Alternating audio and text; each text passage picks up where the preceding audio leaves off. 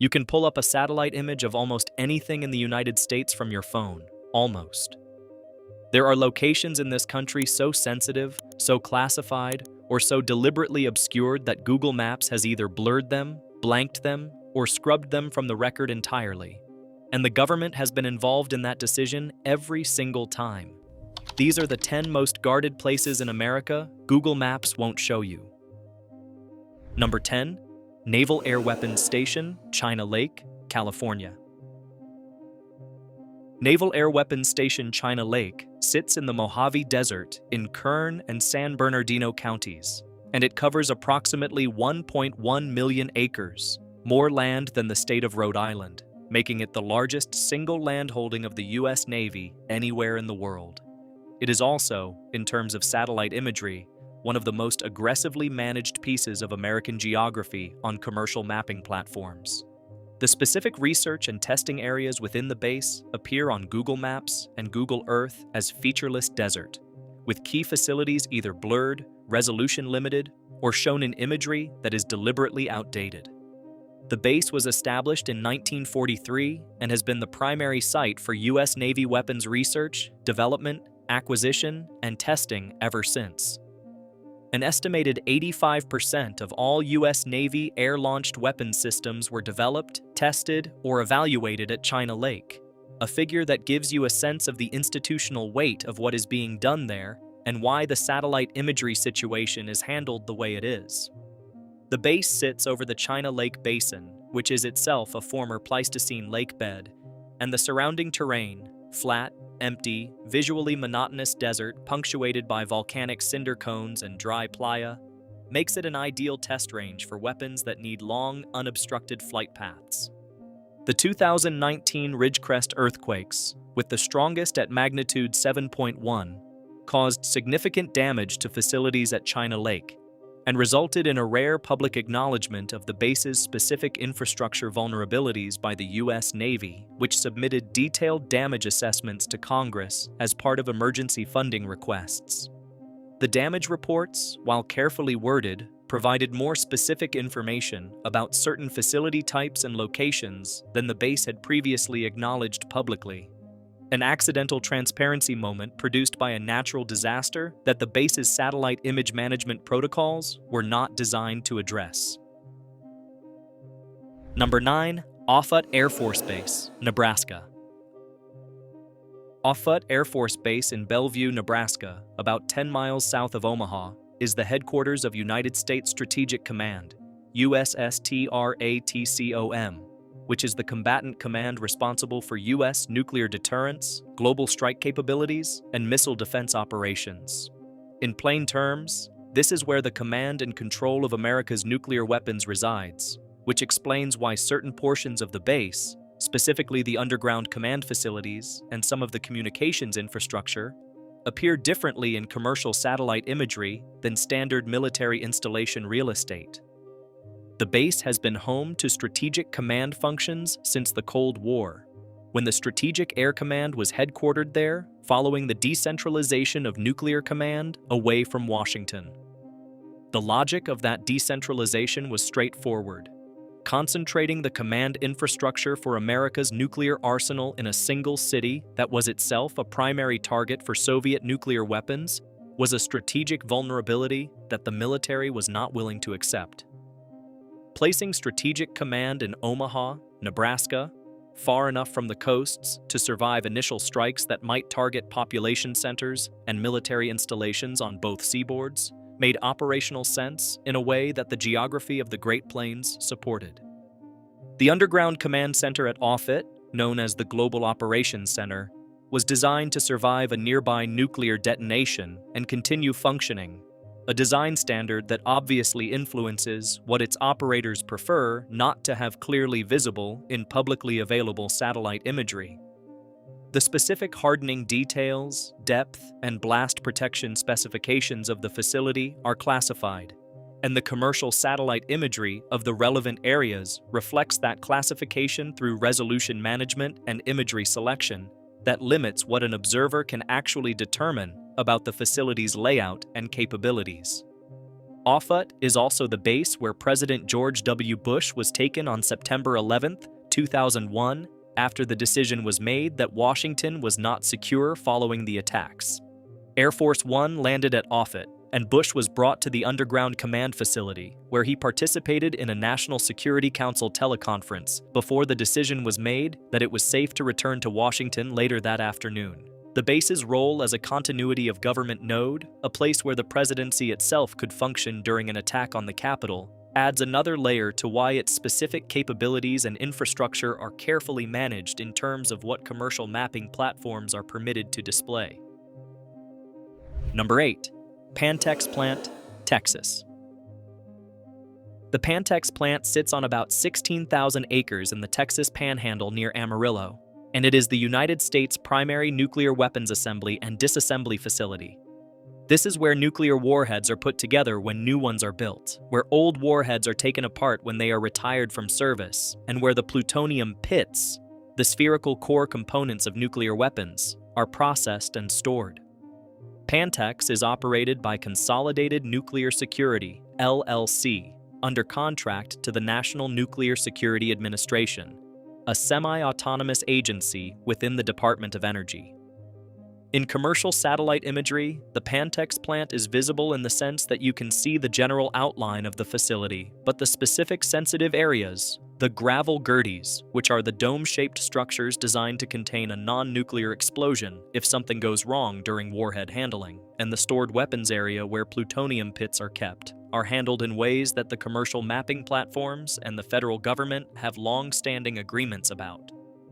Resolution in certain areas is limited, and the facility's internal infrastructure is not charted or labeled in any commercially available mapping system. The Pantex workforce numbers around 3,000 employees and contractors, making it one of the major employers in the Texas Panhandle region. Workers at Pantex undergo some of the most intensive background investigations of any civilian workforce in the country, with security clearance requirements that include polygraph examinations, extensive personal history reviews, and ongoing monitoring of financial and personal circumstances that might create vulnerability to coercion or compromise. The workplace safety record at Pantex is rigorously maintained because the consequences of errors at a facility handling nuclear warhead components are categorically different from the consequences of errors in most other industrial environments.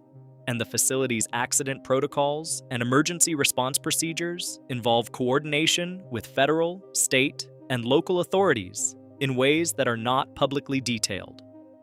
Former Pantex workers who have written or spoken about their experience describe a facility culture of remarkable compartmentalization, where different work areas are strictly separated and workers in one section typically have no direct knowledge of what is happening in adjacent areas of the same facility. An institutional design that serves both security purposes and the practical goal of limiting the consequences of any single security breach. The specific number and condition of nuclear warheads processed at Pantex at any given time is classified, though the Department of Energy publishes aggregate figures about the U.S. nuclear stockpile annually that provide general context without facility-specific detail. Number 7. Dugway Proving Ground, Utah. Dugway Proving Ground occupies roughly 800,000 acres in the Great Salt Lake Desert in Toole County, Utah, and its primary mission since 1942 has been to test chemical and biological defense systems, which is a careful way of saying that Dugway is where the U.S. military tests its understanding of chemical and biological weapons without technically being a chemical and biological weapons development site, a distinction that requires some effort to maintain in practice. The facility tests protective equipment, detection systems, and decontamination procedures against simulated chemical and biological threat agents, using actual threat agents in controlled conditions within the facility's specialized test areas. The satellite imagery situation at Dugway is layered. The facility is large enough that most of its area appears as ordinary Utah desert in commercial imagery, but the specific test areas where chemical and biological work is conducted are either resolution limited or shown in imagery sufficiently outdated to be meaningless for operational intelligence purposes. The town of Dugway, population around 1,500, exists inside the facility's perimeter as a residential community for the families of military and civilian personnel assigned there. A company town in the most literal sense, with a school, a small commercial area, and a perimeter fence that makes it one of the more comprehensively controlled residential environments in the United States. Dugway became the subject of significant public attention in 2011 when the facility was placed in lockdown, all roads in and out closed, while military police searched for what was initially described as a missing sample of a nerve agent from one of the research facilities. The lockdown lasted about 12 hours before being lifted, with the military announcing that an inventory discrepancy had been resolved. The incident was handled with the specific opacity that characterizes Dugway's public communications generally, and the specifics of what was missing, if anything, and how the discrepancy was resolved were not disclosed.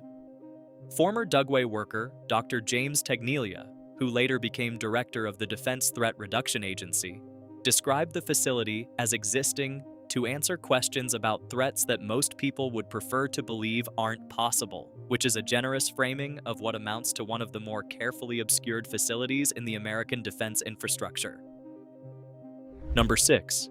White Sands Missile Range, New Mexico. White Sands Missile Range covers approximately 3,200 square miles in the Tularosa Basin of southern New Mexico, larger than the state of Delaware, and it is the largest military installation in the United States by land area. The range has been in operation since 1945, when it was established specifically to support the Trinity nuclear test, the first detonation of a nuclear device in history, which occurred on July 16, 1945, at what is now the northern end of the range in an area called Trinity Site. The bomb detonated at Trinity was a plutonium implosion device, the same design as the Fat Man bomb dropped on Nagasaki less than a month later. The facility serves as the primary land-based test range for a wide variety of U.S. missile and rocket systems, from small tactical missiles to large ballistic systems, and the airspace above it, which extends to altitudes relevant for ballistic missile testing, is one of the most restricted in the country. The commercial satellite imagery situation at White Sands is complex because the range is so large that most of it simply appears as empty Chihuahuan desert. But the specific test infrastructure, launch complexes, instrumentation stations, radar arrays, and the clustered facilities at the main post are handled in commercial mapping with the specific combination of low resolution and outdated imagery that indicates a standing arrangement between the mapping platform and the federal government. The surrounding communities have historically accommodated the range's existence with a pragmatic acceptance born of decades of coexistence. Occasionally, when missile tests go wrong, and occasionally they do, debris or failed test vehicles land outside the range boundary, producing brief local news coverage and formal notifications to the Federal Aviation Administration about temporary flight restrictions. The range's Public Affairs Office handles these incidents with the specific mixture of transparency about the fact that a test occurred and opacity about what exactly was being tested that characterizes military test facility communications generally. Trinity Site, where the first atomic bomb was detonated, is open to the public twice a year, the first Saturdays of April and October, for a few hours under supervision by White Sands Range personnel. Visitors can see the Ground Zero marker, a small display of artifacts from the test, and the concrete base where the test tower stood. The original desert surface, fused into a glassy substance called trinitite by the heat of the explosion, has largely been removed, and what remains is a patch of New Mexico desert marked by an obelisk and a replica of the Fat Man bomb casing. The broader range and its operational infrastructure remain off-limits to anyone without appropriate authorization, which for most people means they are experiencing the New Mexico desert and nothing else. Number 5. HAARP Research Station, Alaska. The High Frequency Active Auroral Research Program Facility, known by the acronym HAARP, sits near Gakona in the Copper River Valley of Alaska, and it has accumulated a volume of conspiracy theory attention that significantly exceeds anything the actual facility's function would seem to warrant. HAARP is an ionospheric research program, It uses a high-frequency radio transmitter array to study the upper atmosphere, primarily the ionosphere, in ways that have applications for communications and navigation system reliability. The facility was built and initially operated by the U.S. Air Force and Navy starting in the early 1990s and was transferred to the University of Alaska Fairbanks in 2015. The facility itself is visible in satellite imagery, and the University of Alaska makes substantial information about its research programs publicly available, including scheduled experiment windows. What keeps HAARP on this list is the combination of genuine restricted access to the physical facility, the sensitivity of certain aspects of its research capabilities, and the fact that the military history of the program has never been fully separated in public perception from its current academic management. The conspiracy theories surrounding HAARP, which have attributed to it the ability to control weather, trigger earthquakes, and manipulate human behavior through electromagnetic emissions, have been consistently and completely refuted by the physics of what the facility actually does. The ionospheric heating experiments HAARP conducts produce effects at altitudes of 60 to several hundred miles above Earth's surface, in a region of the atmosphere with no mechanism for converting radio energy into the weather, seismic, or behavioral effects claimed. The facility's transmitted power, while significant for a research instrument, is substantially lower than what commercial broadcast radio transmitters routinely produce, and the comparison to natural ionospheric energy inputs from solar radiation makes it less significant still. The University of Alaska Fairbanks, which has managed the facility since 2015, hosts open house events periodically that allow members of the public to visit the transmitter site, inspect the antenna array, and speak with researchers about the science being conducted there. These open houses have been attended by people ranging from genuinely curious members of the public to committed conspiracy theorists who believe the open house itself is part of the deception. The researchers at HAARP have developed a specific institutional patience with this dynamic that is either admirable or exhausting, depending on how many times you have explained ionospheric physics to someone who arrived convinced you are controlling the weather. Former HAARP program manager James Kennedy, in a public interview during the program's military phase, described the gap between what the facility actually does and what people believe it does as the most persistent example of a technical misunderstanding I have ever encountered in a career full of them, which captures the specific frustration of being at the center of a conspiracy theory about ionospheric physics when what you are actually doing is studying the upper atmosphere. Number 4. Backup Emergency Command Center, Raven Rock, Pennsylvania. Raven Rock Mountain Complex, sometimes referred to by its informal name, Site R, is a hardened underground facility built inside a granite mountain in Adams County, Pennsylvania, about 6 miles from Camp David and 7 miles from the Maryland border. Its existence has been publicly acknowledged since at least the 1991 publication of journalist Richard Romer's work, and the facility was described in greater detail in author Garrett Graff's 2017 book, Raven Rock: The Story of the U.S. Government's Secret Plan to Save Itself. Despite this documented public acknowledgement, the satellite imagery associated with the facility's specific location and infrastructure is managed in commercial mapping platforms to limit the detail visible. The facility was carved into South Mountain beginning in 1948 and was operational by 1953, designed to serve as an alternate command center for the Department of Defense and the Joint Chiefs of Staff in the event of a nuclear attack on Washington. Its construction was part of a broader Cold War continuity of government infrastructure that included multiple sites across the eastern United States, positioned at various distances from Washington to provide options at different threat levels. Raven Rock was the option for the defense establishment specifically. A fully equipped alternate Pentagon with its own power generation, water supply, and communications infrastructure capable of sustaining operations for an extended period. The mountain above the facility is naturally forested and shows in satellite imagery as unremarkable southern Pennsylvania woodland. The access roads to the facility are gated. The perimeter is marked and patrolled, and the above-ground structures associated with the facility, ventilation shafts, communication antenna installations, and security checkpoints, are visible but limited in resolution in commercial satellite imagery. Garrett Graff, whose research into the facility was among the most comprehensive journalistic efforts to document American continuity of government infrastructure, described Raven Rock as the place the Pentagon goes when the Pentagon is no longer an option, which is accurate in both its literal meaning and its implication about what kind of scenario the facility was designed to address. Number 3. National Security Agency Headquarters, Fort Meade, Maryland. The National Security Agency's headquarters at Fort Meade, Maryland occupies a campus that is simultaneously among the most photographed intelligence facilities in the world. It appears in books, documentaries, and news coverage with regularity, and among those whose satellite imagery is managed most carefully in commercial mapping platforms. The main headquarters building, the operations building, and the surrounding campus are visible in general terms, but the specific infrastructure associated with the NSA's technical operations, certain antenna installations, specific outbuilding complexes, and the details of internal campus layout are handled in ways that reflect standing agreements between the agency and commercial mapping providers.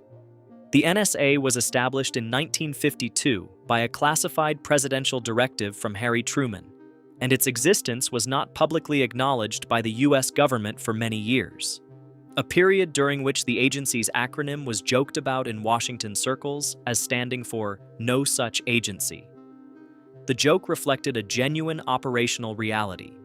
The NSA's mission, budget, workforce, and facilities were kept classified to a degree that exceeded virtually every other federal agency, including the CIA, whose existence had been publicly acknowledged from its founding in 1947.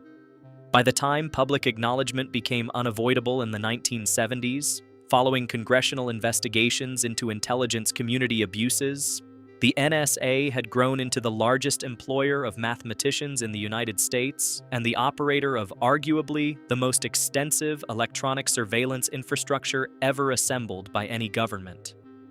The Fort Meade campus had expanded from its original footprint into a sprawling complex of interconnected buildings, parking structures, and technical support facilities that employs tens of thousands of people in roles that are classified at various levels. The Edward Snowden disclosures of 2013 placed the NSA's operations at the center of a global debate about surveillance, privacy, and the scope of intelligence authority that continues to the present. Among the information that entered public record through those disclosures was a considerably clearer picture of the physical infrastructure the agency operates: data centers, satellite intercept facilities, and the specific programs running through and out of the Fort Meade campus. The disclosures did not change the way commercial mapping platforms handle the NSA campus imagery, which continues to be managed in ways consistent with the agency's long-standing position that what you can observe from space about its facilities should be limited to what it decides you should observe. Number 2. ADX Florence, Colorado. The United States Penitentiary Administrative Maximum Facility, known as ADX Florence, or simply Supermax, sits in Fremont County, Colorado, about 90 miles south of Denver, and it is the most secure federal prison in the United States, housing prisoners whose security risk, escape risk, or potential for coordinating external criminal activity from inside a conventional maximum security prison makes standard maximum security insufficient. The facility opened in 1994, designed with the specific lessons of escapes and in-prison violence at earlier maximum security facilities incorporated into its architecture and operational protocols from the ground up. The satellite imagery situation at ADX Florence is not quite in the same category as the military and intelligence facilities on this list. The prison is visible and identifiable in commercial satellite imagery, but the facility's internal layout is handled with the specific combination of limited resolution and careful imagery selection that reflects a federal interest in not providing a detailed architectural reference for anyone with professional interest in its structure. The prison's housing units, exercise areas, and internal configuration are not charted or labeled in any publicly available mapping system, and the available imagery is managed to limit operational detail. The physical design of ADX Florence is specifically oriented toward preventing communication and coordination among inmates.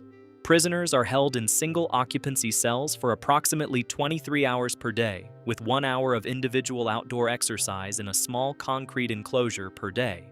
The facility has roughly 12 different housing units of varying restrictiveness, with the most restricted reserved for prisoners deemed the highest security risk. Social contact with other prisoners is essentially eliminated, and the communication restrictions governing mail, phone calls, and visits are among the most extensive applied to any prisoners in the federal system. The prisoner roster at ADX Florence has historically included some of the most high-profile individuals held in the American federal system.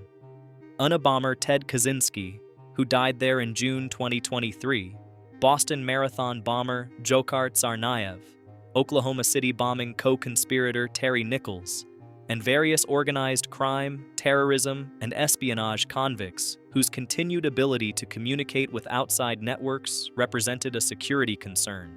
Former Warden Robert Hood, who ran ADX Florence in the early 2000s, described the facility to a journalist as a clean version of hell, an assessment that has been quoted extensively and that the Bureau of Prisons has never formally disputed.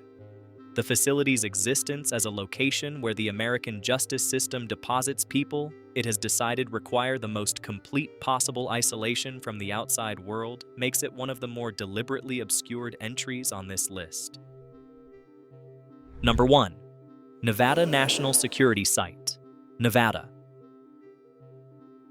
The Nevada National Security Site, known for most of its history as the Nevada Test Site, occupies approximately 1,360 square miles of desert in Nye County, Nevada, about 65 miles northwest of Las Vegas. Between 1951 and 1992, the United States conducted 928 nuclear weapons tests there, 100 atmospheric and 828 underground, making it the most intensively used nuclear test site in the history of the American weapons program.